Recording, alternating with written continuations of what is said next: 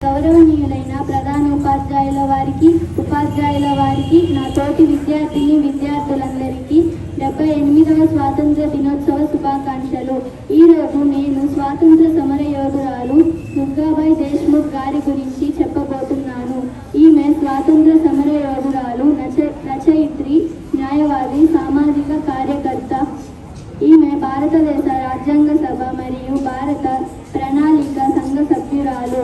ఈమె national council of women's ఎడ్యుకేషన్కు మొదటి చైర్పర్సన్గా వ్యవహరించారు.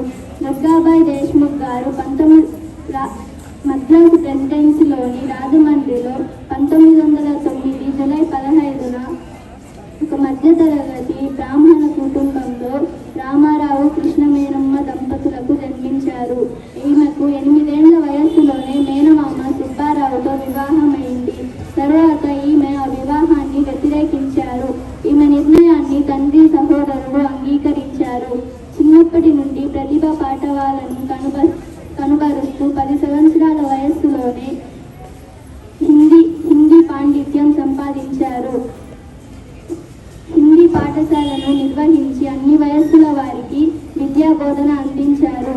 ఈమెకు 1971లో విశ్వవిద్యాలయం గౌరవప్రదమైన డాక్టరేట్ అందించారు.